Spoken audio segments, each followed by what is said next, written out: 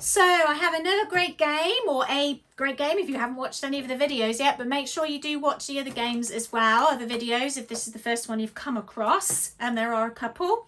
The next one I would like to talk about, is a bundle or resource pack that is for free. I will put the link of it down in the comments or in the description so that you can click there to go and get it. Please do, it's free, and tag in all of your teacher's friends as well to make sure they get it too. It is Drowning Prevention Week this week, so I'm on a mission a bit this week with regards to a mini sort of campaign, if you like, with regards to adding in as many games and have a playful approach with this awareness of water safety and what I call water wisdom. And the way of doing this is by adding in lots of different ways of different scenarios that could potentially come across, but it's also educating that child with regards to three main elements: themselves in water, and then water as it's on its own too, and then trying to understand what all that means. So those different games helps with that. So a game that I have here is called Sink or Float. This is in the resource that you can print off, that you can use. This is something that you can actively have as part of equipment. Obviously, you're not going to bring a real bike in, but you could have, maybe you've got one of the puzzle floats or what have you. You can get them in a pack of different transports, and you've got bike in there. You don't have to have bike, but you could say, well, it's bike here, but I've got such and such boat or what have you. Well, it's sink or float. So you can go down this list and you can talk about it. You can ask them to pretend to be a bike in the water. However, if it's just thrown in the water, you can have them falling off their noodles, and will they sink or will they float, and go through what they think is going to sink or float, and then they can have a little bit of a silly think about, oh, I'm a hammer now, what am I going to do? And you can have them diving down, pretending to be sinking or what have you.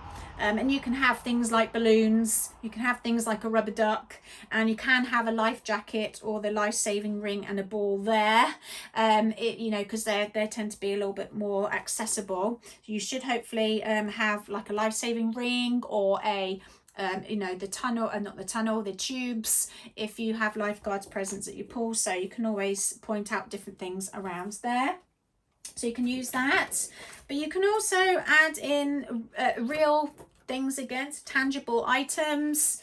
You can talk about these, but then you can also then have a little bit of another game of where on the wall you put sink and float, and this sticks on the walls and the outside, or you can just have them on top of the pool side, so they bring to whichever. And then you can have loads of different items, enough for the children that you have. If it's a parent toddler class, then have multiple items that do sink and that do float, and that they have to choose and play with it, explore, see what, because some things you think are going to float but they actually sink, and vice versa.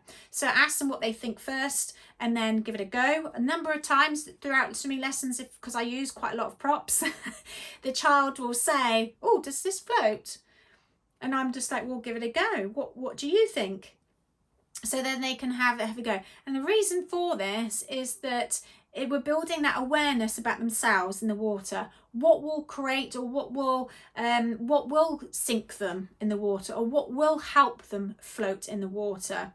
And it's not necessarily because they're going to be riding their bike in the water.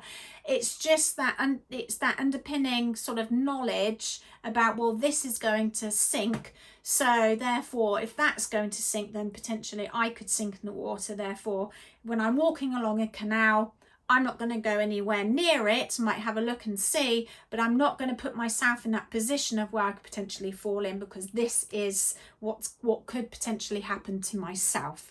So if they understand that a ball floats, then they know that it needs to be light and sit on the surface, or lie on the top of the surface of the water and be in a big surface area in order to float.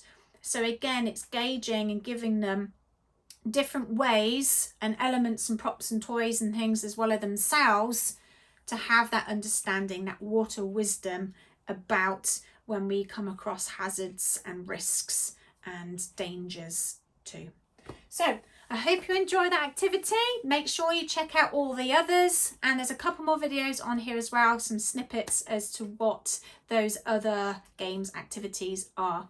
Let me know how it goes. Take care.